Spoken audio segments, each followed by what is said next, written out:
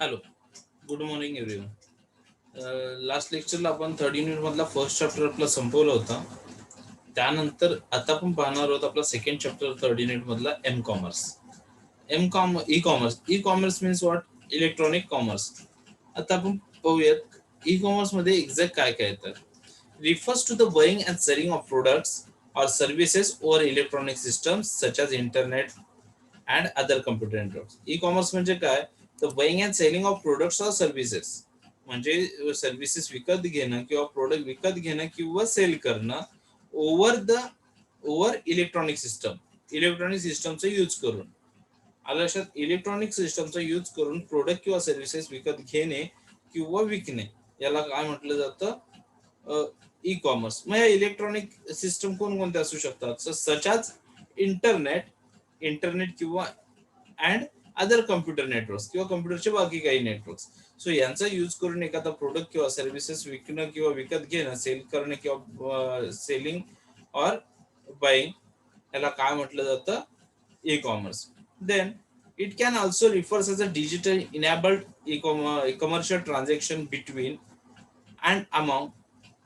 It is refers to digital enabled commercial transaction. हे काय आहे की एक कमर्शियल ट्रान्झॅक्शन आहे कोणाच्या मधलं? Between and among organisation and individual is term as e-commerce. So digital enabled commercial transaction between organisation and individuals are called e commerce. So या टर्मला म्हटलं जातं ई कॉमर्स. म्हणजे काय की ऑर्गनायझेशन आणि कस्टमर्सच्या मधलं जे डिजिटल कमर्शियल ट्रान्झॅक्शन आहे, मग ते मनी ट्रान्सफर असू देत, एक्सचेंज असू देत किंवा बाईंग अँड सेलिंग असू देत. सो इंडिव्हिज्युअल आणि बिझनेसच्या मधलं जे डिजिटल ट्रान्झॅक्शन आहे त्याला काय म्हटलं जातं?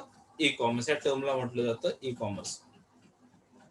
All transaction mediated by digital technology. Commercial transaction involves exchange of value, that is money across organization and individual boundaries, and return for products and services. इथे काय करतात की काय म्हटलं? All transaction mediated. ह्या सगळ्या ट्रान्झॅक्शनचा मेडिएट कोण असतं? So digital technology. So digital technology mediate काय करतो? तर तुमच्याकडून मिळालेला पैसा किंवा तुम्ही जे पाठवलेले मनी आहे तो मनी अक्रॉस ऑर्गनायझेशन, म्हणजे जिथे कुठे ऑर्गनायझेशन असेल तिथपर्यंत तो पोहोचवायचं काम करतो. And individual boundaries is return for products and services. त्या बदल्यात इंडिव्हिज्युअलला काय मिळतं? तर प्रोडक्ट किंवा सर्व्हिसेस मिळतात त्यांच्याकडून. म्हणजे थोडक्यात एक्सचेंज ऑफर होते, एक्सचेंज होतोय. ते इथे तुम्ही मनी ट्रान्सफर करताय ऑर्गनायझेशनला. मीडिएटर कोण आहे इथे? Digital technology. आणि डिजिटल टेक्नॉलॉजी थ्रू तुम्ही मनी ट्रान्सफर करताय आणि ती जी बिझनेस आहे तो तुम्हाला प्रोडक्ट किंवा सर्व्हिसेस ट्रान्सफर करतो. Transaction or facilitating business on the internet is called E commerce. Transaction or facilitating business on the internet, इंटरनेटवरती ट्रान्झॅक्शन करणं किंवा इंटरनेट थ्रू बिझनेस करणं याला म्हटलं जातं e commerce. E commerce is short form of electronic commerce. E कॉमर्स कशाचा short form आहे? इलेक्ट्रॉनिक कॉमर्सचा. आता इथे म्हटलं the invention of faster internet connectivity and powerful outline tools has resulted in new commerce arena. काय झालं की facility business on the internet transaction or facility business on the इंटरनेटवरती फॅसिलिटी अवेलेबल करून दिल्यामुळे ट्रान्झॅक्शनला किंवा बिझनेसला on the internet connectivity and powerful online tools. आणि त्याच्यामध्ये पुन्हा पॉवरफुल ऑनलाईन टूल्स आले, जसे इंटरनेट आला, 4G, पहिला 2G होता, 3G होता, 4G आला, 5G आला. की या सगळ्याचा रिझल्ट काय मिळाला? तर कॉमर्सला एक नवीन एरिया मिळाला. कॉमर्सला एक जो ऑफलाईन ट्रान्झॅक्शन चालायचे ते आता ऑनलाईन वरती आले. Then any transaction completed over a computer mediated network that involves the transfer of ownership or right to use goods and services define the US Census Bureau. US Census Bureau ने काय म्हटलं? Any transaction completed over a computer mediated network. कोणतेही असं transaction की जे कम्प्युटरला mediator म्हणजे digital टेक्नॉलॉजीला मीडिएट करून कम्प्लीट केलेलं असेल, दॅट इन्व्हॉल्व्स. ते काय? That involves the transfer of ownership or rights to the use goods and services. त्यांना काय आहे की any transaction completed over a computer mediated network that involves.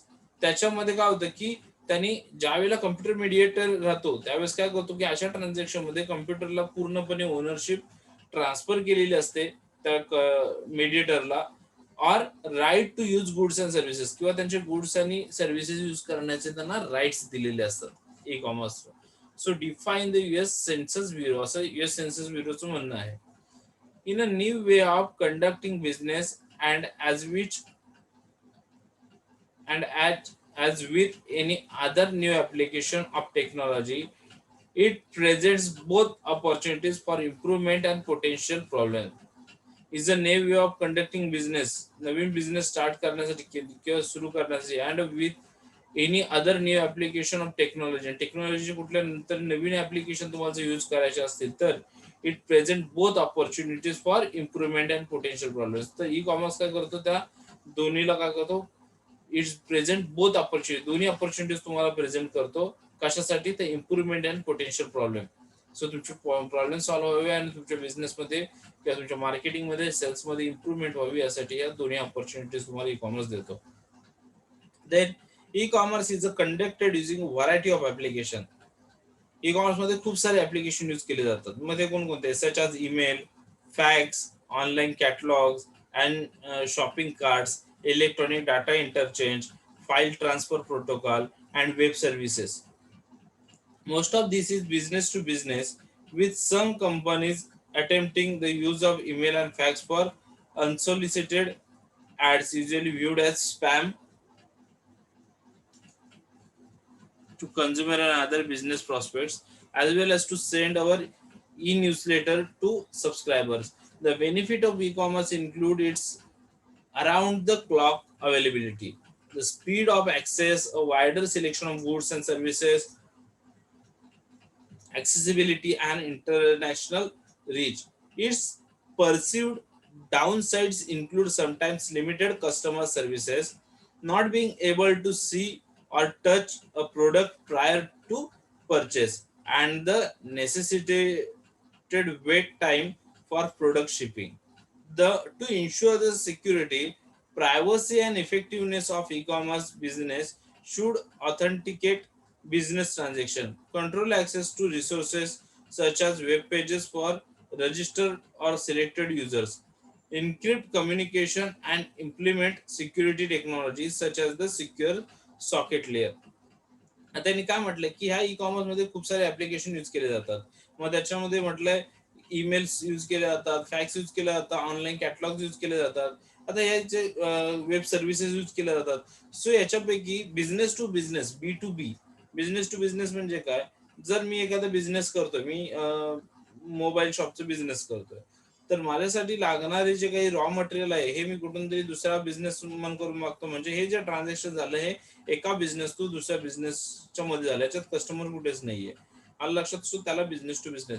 So business to business जे market ज्यावेळेला business केला जातो तेव्हा त्याच्यामध्ये त्यांनी म्हटलं फॅक्स आणि ईमेल सारख्या गोष्टी ज्या आहेत त्या खूप मोठ्या प्रमाणात यूज केल्या जातात. आता याच्यामध्ये जर कस्टमरला सुद्धा जर ईमेल्स किंवा फॅक्स जर ईमेलचा जो यूज केला तर प्रॉब्लेम असा होतो की याच्यामध्ये की बऱ्याच वेळा कस्टमरला तुम्ही जर कंपनीकडून एखादा मेसेज केला तर डायरेक्टली त्याच्या स्पॅम अकाउंटला जातो आणि मग ते सॉरी स्पॅम बॉक्स मध्ये जातो आणि त्याच्यामुळे तुम्हाला तो वाचता येत नाही किंवा कस्टमरचे बेनिफिट्स घेत नाहीत. कस्टमर्स त्याला इग्नोर करतात थोडक्यात. सो अशा सुद्धा इश्यू होतात. आता याच्यामध्ये आधी बेनिफिट सुद्धा दिले ई कॉमर्सचे. ई कॉमर्सचा सगळ्यात मोठा बेनिफिट काय, अराउंड द क्लॉक अवेलेबिलिटी. म्हणजे काय तर इथे 24 hours तुम्ही ई कॉमर्स, आता तुम्ही अमेझॉन यूज करताय, it's a example of e commerce. So ज्या वेळेला तुम्ही ते यूज करता त्यावेळेस तुम्हाला माहिती आहे की इथे कुठे टाइम लिमिट नसतो तुम्हाला की किती वाजेपर्यंत तुम्ही यूज करणार. सो 24/7 हे तुम्हाला अवेलेबल असतं. त्याच्यामुळे इथे म्हटलंय की around the clock availability, the speed of access. So त्याच्यानंतर त्याचा जो त्या वेबसाईटला व्हिजिट देण्याचा स्पीड आहे किंवा तुमचा ऑर्डर बुकिंगचा स्पीड आहे हा पण खूप मोठा आहे. Wider selection of goods and services, goods and service select करायला तुम्हाला खूप मोठा एरिया अवेलेबल आहे. तुम्हाला हवे तेवढे गुड्स अँड सर्व्हिसेस तिथे मिळते, तुम्ही ते सर्च करू शकता. ऍक्सेसिबिलिटी आणि इंटरनॅशनल रीच, आणि दुसरे इंटरनॅशनल रीच की तुम्ही जगामध्ये कोणत्याही ठिकाणाहून कोणतेही प्रोडक्ट तुम्ही ई कॉमर्स थ्रू परचेस करू शकताय. सो हे सगळे बेनिफिट्स दिलेले आहेत. त्याच्याबद्दल त्याच्यानंतर त्याच्यामध्ये ज्या पद्धतीने काही बेनिफिट्स आहेत त्या पद्धतीने काही लिमिटेशन सुद्धा आहेत. त्याच्यामधलं एक आहे की सिक्युरिटीचा काही इश्यू असतो, लोक घाबरतात त्याला ई कॉमर्स थ्रू परचेस करायला. त्याच्यामुळे अजूनही लोकांचा बऱ्यापैकी त्याच्यावरती ट्रस्ट बसलेला नाहीये. आज जर एखादं प्रोडक्ट ऑनलाईन मागवायचं तर पेमेंट करण्याआधी लोकांना भीती वाटते की ते येणारं प्रोडक्ट प्रॉपर असेल का. दुसरी गोष्ट, जर प्रॉपर असेल तर माझा पेमेंट मी दिलाय तो तिथे पोहोचेल का, की तो मध्ये कुठेतरी त्याला प्रॉब्लेम्स होईल. मी माझ्या अकाउंट डिटेल्स तिथे टाकतो, त्याच्याने माझ्या अकाउंट मधून कोणी पैसे नाही काढून घेणार. ह्या अशा खूप साऱ्या भीतीच मिथ्स आहेत की ज्याच्यामुळे त्याचं लिमिटेशन्स जे आहेत हे फेस करावे लागतात ई कॉमर्सला. Then features of E commerce are, ई कॉमर्सचे काही फीचर्स आहेत. त्याच्यामधला पहिला आहे युबिक्युटी. युबिक्युटी म्हणजे काय, it's available just about anywhere at all the time. It liberate the market from being restricted to physical space and makes it possible to shop from your desktop. आता इथे काय युबिक्युटी म्हणजे काय त्यांनी म्हटलंय की जगामध्ये कुठेही वर्ल्ड वाईड आहे की कुठेही तुम्हाला ते अवेलेबल होतात प्रोडक्ट किंवा सर्व्हिसेस. जसं तुम्ही फिजिकली जर प्रोडक्ट मार्केटमध्ये गेला तर तुमच्यासाठी लिमिटेड मार्केट ठरवलेलं असतं, पण इथे तुम्हाला कुठेही फिजिकली जायचं नाहीये. तुम्ही तुमच्या डेस्कटॉपच्या समोर बसून जगातलं प्रत्येक मार्केट तुम्ही काय करू शकता, याच्यात हँडल करू शकता किंवा सर्च करू शकता. देन अवेलेबल एनिवेअर, कुठेही अवेलेबल होतं तुम्हाला ई कॉमर्स. सो तुम्ही कुठेही जगाच्या कोणत्याही पाठीवरती जाते ते तुम्हाला फक्त मोबाईलला नेटवर्क हवंय, तुम्ही तिथून ते प्रोडक्ट सर्च करू शकता, मागवू शकता. Build in to other devices, त्याच्यानंतर वेगवेगळ्या डिव्हायसेस मध्ये तुम्ही त्याला बघू शकताय. एक मिनिट. नेक्स्ट येतं hidden but sorry build in to other devices झालं. Then hidden but still there. Hidden but still there म्हणजे काय की एखादं प्रोडक्ट, सपोज मुंबई सारख्या शहरात तुम्ही राहताय, तुम्हाला एखादं प्रोडक्ट हवं आहे पर्टिक्युलर, तुम्ही सगळे मुंबईत तुम्हाला जेवढे जेवढे एरिया माहिती तुम्ही सर्च केलं, तुम्हाला ते मिळालं नाही, म्हणजे त्यावेळेस ते हिडन होतं, हाईड होतं. देन ज्यावेळेला तुम्ही ई कॉमर्स वरती तुम्ही जेव्हा ऑनलाईन बसला डेस्कटॉप वरती सर्च केला तेव्हा तुम्हाला तुमच्याच लोकल मार्केटमध्ये ते अवेलेबल आहे हे तुम्हाला दिसलं. सो आहे तिथे, पण ते ज्यावेळेला तुम्ही फिजिकली सर्च करता तेव्हा तुम्हाला दिसत नाही. सो असे प्रोडक्ट जे आहे ही ते तुम्हाला इथे शोधता येतात. सो त्याच्यामध्ये युबिक्युटी हा झाला. देन येतं next universal standard. Standard make it much easier to build business from existing technology. Standard make it much easier to build a business from existing technology. So universal standard म्हणजे काय की पहिला म्हटलं पाहिजे, standard makes it much easier to build business from existing technology. जी technology मार्केटमध्ये available आहे त्या टेक्नॉलॉजीचा यूज करून तुम्ही तुमचा बिझनेस जो आहे तो फार्म करू शकताय, बिझनेस बिल्ड करू शकताय. आलं लक्षात. सो इथे तुम्हाला कोणत्याही प्रकारचं लिमिट नाहीये.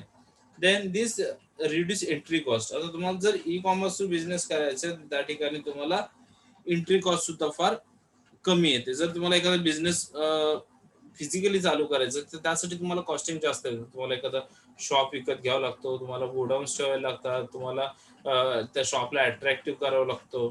सो ह्या सगळ्या गोष्टी येतात, त्यामुळे तिथे तुमचा खर्च जास्त होतो. पण ई कॉमर्स जर तुम्ही बिझनेस करत असाल तर तुमची कॉस्ट जी आहे, एंट्री कॉस्ट जी आहे ती खूप रिड्यूस होते. Then by reducing entry cost there is a lot more competitions. आणि इथे एंट्री कॉस्ट कमी असल्यामुळे इथे कॉम्पिटिशन जास्त आहे. इथे खूप सारे बिझनेस अवेलेबल आहेत, ऑलरेडी तिथे अवेलेबल आहेत.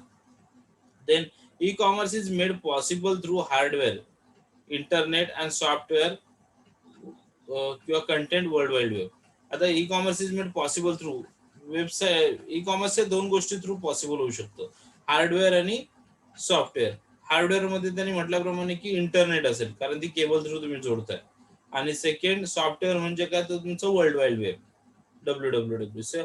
या दोन गोष्टी असतील तरच तुम्ही ई कॉमर्स जे आहे ते पॉसिबल होऊ शकतं. Then the internet is the internet in its infancy, the architecture developed standard that are now globally recognized, TCP IP. So internet through तुम्ही काय करू शकता की जगभरात या TCP आणि IP प्रोटोकॉल थ्रू तुम्ही जगभरात कुठेही कोणत्याही देशामध्ये तुमचं प्रोडक्ट विकू शकता किंवा तिथून खरेदी करू शकता. सो तुमचा बिझनेस जो आहे तुम्ही वर्ल्ड वाईडला तुम्ही काय करा, सेटअप करू शकता. Then the world wide web standard are becoming Hashtag one priority, XML, HTML, etc. The World Wide Web standards are becoming. So ह्याला तुमचे जे वेबसाईट्स आहेत HTML असेल किंवा XML असेल, सो अशा ज्या आहेत त्या किंवा आणखी काही आहेत, सो अशा जे काही पेजेस आहेत त्याला प्रायोरिटी देतो, फर्स्ट प्रायोरिटी तुमच्या वर्ल्ड वाईड वेबला देतो. त्याच्यामुळे तो एक तुमच्यासाठी एक फीचर बनतो ई कॉमर्सचा. देन येतं ग्लोबल रीच. ग्लोबल रीच मध्ये येतं the potential size of e commerce is roughly equal to the size of world populations. E-commerce technology permits the commercial transactions, cultural and natural boundaries for more conveniently and cost effectively. काय म्हटलंय? The potential size of e-commerce is roughly equal to the size of world. So potential size of e-commerce is roughly equal to the size of world population. E-commerce technology permits the commercial transactions, cultural and natural boundaries for more conveniently and cost effectively. याचा meaning काय होतो?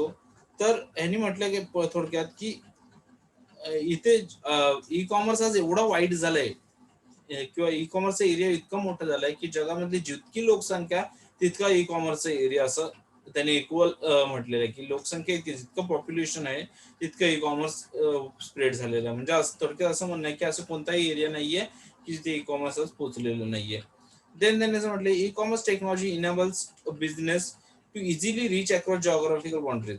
आज e-commerce तुम्ही कोणत्याही geographical बाउंड्रीला cross करू शकताय. तिथे तुम्हाला कोणत्याही प्रकारचं लिमिट्स नाहीये. आज आपल्या खेडमध्ये आहे, चिपळूणमध्ये जाईल, पुढे संगमेश्वरला जाईल. सो हे मी लोकलचे सांगितलं, पण इव्हन ग्लोबल लेवलला सुद्धा आज इंडियामध्ये आहे, नेक्स्ट डेला सॉरी तुम्हाला जर त्याने वाटलं की ई कॉमर्स मला पाकिस्तानमध्ये रन करायचं, पाकिस्तानमध्ये करू शकतो.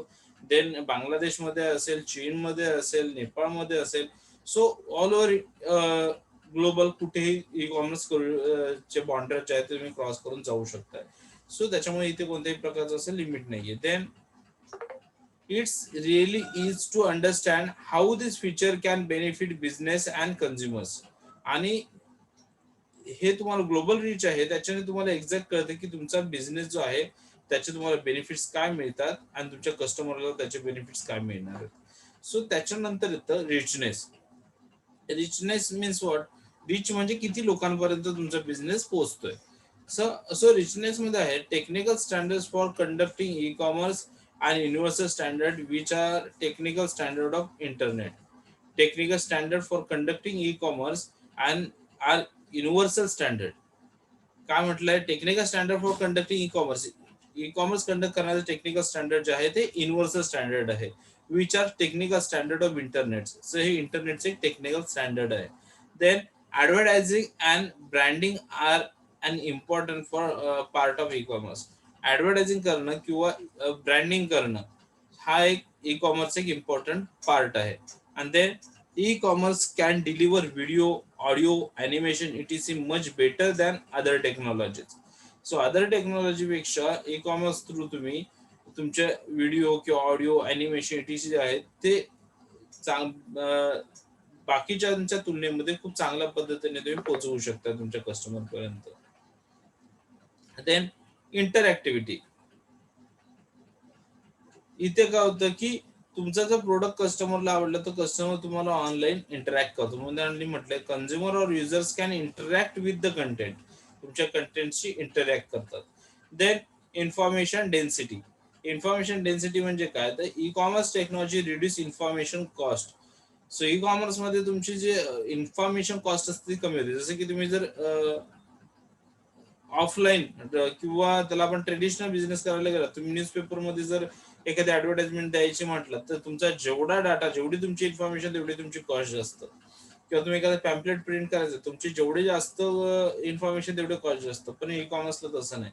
ई कॉमर्सला तुम्ही जितकी इन्फॉर्मेशन द्याल त्या म्हणजे किती इन्फॉर्मेशन दिली तर तुमचं फारसं कॉस्ट तिथे जात नाही यांच्या तुलनेमध्ये. म्हणून त्याला म्हटलं technology reduce information cost. Then rise the quality of information. त्याच्या rises the quality of information. इथे तुमचं क्वालिटी तुम्हाला 5 मिनिटाने 10 मिनिटाने जरी वाटलं की माझ्या ह्याच्यामध्ये आणखी काहीतरी ऍडिशन करायचंय तुम्ही करू शकता. सो तुम्हाला इथे जी इन्फॉर्मेशन आहे ती वाढवता येते किंवा जास्त अट्रॅक्टिव्ह बनवता येते. देन येतं personalisation, customization. It seems like a contraction that e-commerce has more opportunities for personalization than going to a store and buying an item face to face with a click. आता इथे काय होतं की तुम्ही personalisation, customization,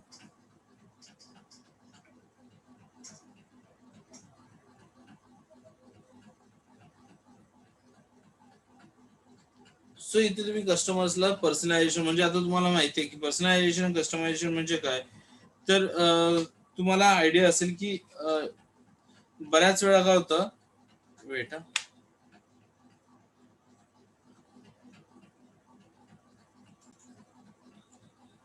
So it seems a contradiction that e-commerce has more opportunity for personalization than going to stores and buying item face to face. इथे कसं होतं की तुम्ही एखादा जर तुम्ही कंटिन्युअसली एखादा प्रोडक्ट मागवत असाल ई कॉमर्स किंवा तुम्ही ई कॉमर्सचा बिझनेस करताय, सो तुम्हाला बऱ्याच वेळा बघा कॅशबॅक मिळतात, तुम्हाला काहीतरी ऑफर्स मिळतात. ओके. सो मग हे काय होतं की तुम्हालाच काय मिळतात, बाकीच्यांना काय नाही मिळत, कारण त्यांच्याकडे इथे कसं होतं की ई कॉमर्सचा एक रेकॉर्ड राहतो. रेकॉर्ड मध्ये तुमचा पर्सनलाइज इन्फॉर्मेशन किंवा पर्सनलाइज डाटा जो आहे तो इथे स्टोअर राहतो. त्याच्यामुळे एक्झॅक्ट एखादा कस्टमर्स किती वेळा त्यांच्याकडून परचेस करतोय ते त्याच्याकडे रेकॉर्ड असल्यामुळे तुम्हाला ते पर्सनली मेसेज करून किंवा पर्सनली तुम्हाला मेल करून किंवा पर्सनली तुमच्या, आता तुम्ही ज्या वेळेस ई कॉमर्स मध्ये सपोज अमेझॉन थ्रू काही मागवायचं तर अमेझॉनला तुमचं अकाउंट असणं गरजेचं आहे. सो तुमचं अकाउंट असेल तर त्यांच्या लक्षात आहे की या अकाउंटवरून किती वेळा परचेस होते, सो त्या पद्धतीने तुम्हाला ऑफर्स किंवा जे काही कॅशबॅक्स वगैरे जे अवेलेबल करून देतात त्यालाच म्हटलं जातं personalisation. Then some other features are, काही आणखी बिझनेस आहेत. बिझनेस ड्रायव्हन, तुम्हाला बिझनेस इथे फास्ट मूव्ह करता येतो याच्यात. Emphasis on earning and profit, याच्यात तुम्हाला प्रॉफिट अर्न करण्यासाठी एक मदत करतो e commerce. Stronger regulation and governance, इथे तुम्हाला खूप सारे सिक्युरिटीज आहेत, लॉज आहेत की त्याच्यामुळे तुम्हाला इथे सिक्युरिटी मिळते, प्रायव्हसी राहते. Then long firms companies entering into the market, large firms companies entering into the market, खूप मोठमोठ्या किंवा खूप जास्त कंपनीज किंवा खूप मोठ्या कंपनीज याच्यामध्ये ज्या आहेत त्या एंटर होतात. Then difference between e-commerce आणि ई बिझनेस. ई बिझनेस आणि ई कॉमर्स मधला डिफरन्स काय. सो आता बघूयात पहिले e-commerce. There is a commercial transaction involving exchange of money. E commerce मध्ये काय होतं की फक्त मनीचं एक्सचेंज होतं. म्हणजे जर कस्टमरने तुम्हाला मनी दिली, तुम्ही त्याला प्रोडक्ट किंवा सर्व्हिसेस देताय त्याच्या बदली. सो इथे exchange of money, exchange of value involving money.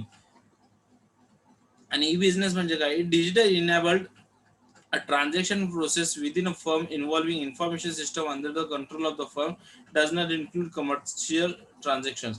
So इथे फक्त तुमचे ट्रान्झॅक्शन्स नाही. सो तुम्ही एखादा ई कॉमर्स एखाद्या इन्फॉर्मेशन ट्रान्सफर करता ईडीआय थ्रू, किंवा तुम्ही एखाद्याला एखादा फॉर्म भरून देता ऑनलाईन.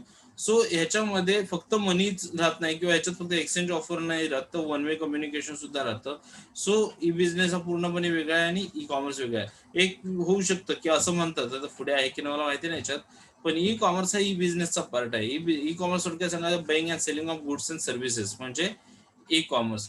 पण ई बिझनेस मध्ये बाईंग अँड सेलिंग येत नाही, तर ऑल ट्रान्झॅक्शन येतात. मग त्याच्यामध्ये तुमचा सप्लाय चेन मॅनेजमेंट असेल, E supply chain management, so electronic supply chain management, त्याच्यानंतर ई गव्हर्नमेंट, सो ई गव्हर्नमेंटचे ऑनलाईन फॉर्म्स वगैरे भरणं किंवा हे असेल, किंवा गव्हर्नमेंटचं ऑनलाईन टॅक्स भरणं. So on all online transaction जे आहेत की कोणतेही असतील त्या तुमच्या ई बिझनेस मध्ये येतात. पण ई कॉमर्स मध्ये फक्त buying and selling of goods and services एवढंच इन्क्लूड होतं.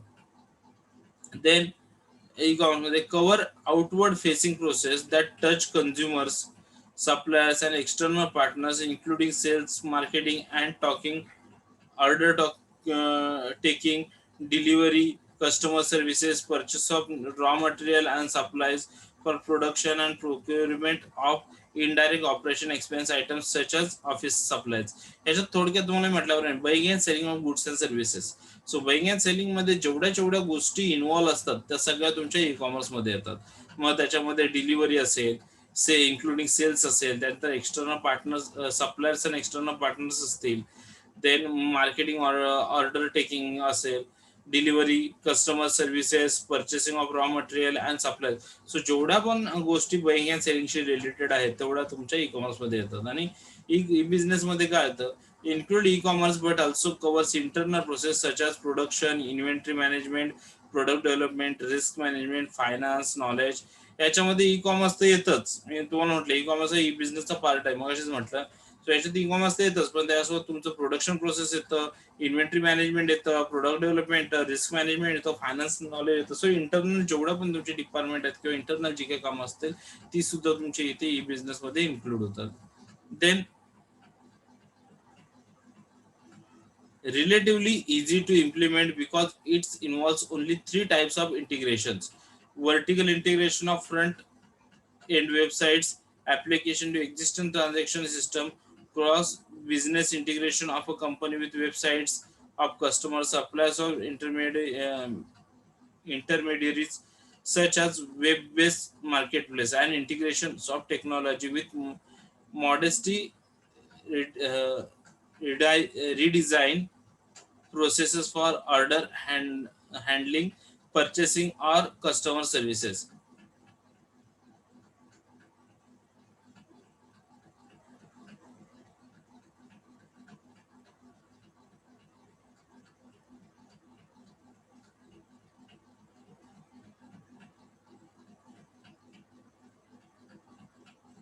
आता इथे तीन टाइप्स त्यांनी काय म्हटलेलं आहे, three types of integration available आहेत. पहिले येतं vertical integration from end websites application to existing transaction system. So तुम्ही ज्या शेवटच्या कुठल्या वेबसाईट्स थ्रू तुम्ही ट्रान्झॅक्शन कराल ती वेबसाईट्स येते. Second, cross business integration of companies with websites of customers. दुसरी इथे कस्टमरसाठी एक वेगळी वेबसाईट बनवलेली आहे, त्याच्या थ्रू इथे बिझनेस केला जातो, तो एक येतो. आणि थर्ड येतं सप्लायर्स मार्केट प्लेस. सो इथे थर्ड आहे की ते सप्लायर साठी यूज केले जाते. सो अशा तीन पद्धतीचे इथे आणि या तीन वेगवेगळ्या वेबसाईटच्या टाईपने ते कस्टमर सर्व्हिस देतात. सेकंड इथे काय येतं बघूयात, बी बिझनेसला more difficult to execute with four direction of integration. Vertical between web front end, back end system, literally between a company and its customer, business partners, suppliers, and intermediaries. Horizontal among e-commerce, enterprise resource planning, ERP, customer relationship management, CRM, knowledge management, and supply chain management system. And downward through the enterprise for integration of new technology with a radically redesigned business process. ह्याच्यामध्ये तुमचं ECRM पासून सगळं म्हणजे इथे इथे तीन होते या साईडला इंटिग्रिटी, या साईडला चार इंटिग्रिटी आहेत. मग त्याच्यामध्ये हे सगळे ECRM असेल, ERP असेल, नॉलेज मॅनेजमेंट असेल, सप्लाय चेन मॅनेजमेंट असेल. सो हे सगळं तुमच्या याच्यात इन्क्लूड होतं ई बिझनेसला. देन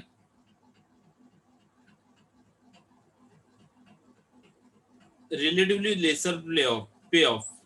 याच्यात काय आहे, रिलेटिव्हली लेसर पे ऑफ कशामध्ये, ई कॉमर्स मध्ये तसं म्हटलेलं आहे.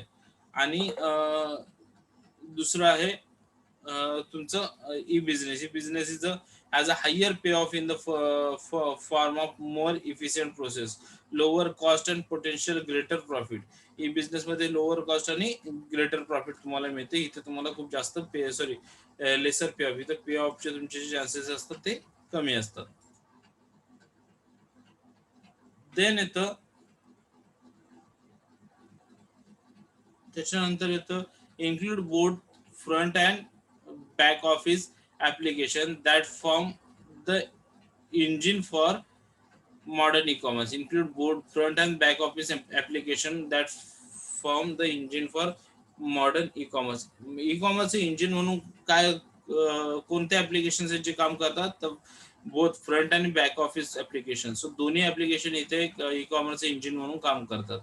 देन e-business मध्ये it not just about e-commerce transaction, it's about redefining old business models with the ads of technology to maximize customers value. इथे जुन्याच्या म्हणजे इथे फक्त ई कॉमर्स ट्रान्झॅक्शन नाहीये, त्याच्यामुळे इथे फक्त फ्रंट ऑफिस आणि बॅक ऑफिसचे ऍप्लिकेशन नाही, तर जुने जे मॉडेल आहे business model, old business model, की त्याचा सुद्धा इथे रेफरन्स घ्यावा लागतो.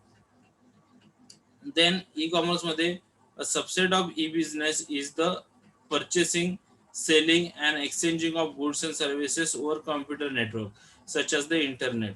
इथे इंटरनेट थ्रू तुम्ही काय करू शकताय, काय म्हटलंय, business is purchasing selling exchange of goods and services. इथे सबसेट आहेत. काय सबसेट आहेत की subset of e business. E business हे सबसेट काय आहेत की ई बिझनेस मध्ये कोणकोणती कामं चालतात, सॉरी, ई कॉमर्स जे आहे ते ई बिझनेसचं सबसेट आहे. Is the purchasing selling and exchange of goods and services over the computer. ह्याच्यामध्ये फक्त purchasing selling and exchanging of goods and services via computer network एवढंच ह्याच्यामध्ये चालतं ई कॉमर्स मध्ये. Through which transaction or the terms of sale are perform electronically. की जे काही electronically transaction होतं की त्याच्यामध्ये एवढ्याच गोष्टी इन्व्हॉल्व असतात. आणि ई बिझनेस जो आहे तो super set of e commerce. हा काय subset of e business. E commerce आहे तो सबसेट ऑफ ई बिझनेस आहे आणि ई कॉमर्स आहे तो super set of e commerce आहे. कारण ई कॉमर्स पेक्षा त्याच्यात बरंच काही हवे आहे आणि ई कॉमर्स जो आहे तो ई बिझनेसचा एक पार्ट आहे. त्याच्यामुळे हे झालं तुमचं डिस्टिंग्विश. ओके, सो इथे आपण आजचा लेक्चर जो आहे तो स्टॉप करूया. थँक्यू.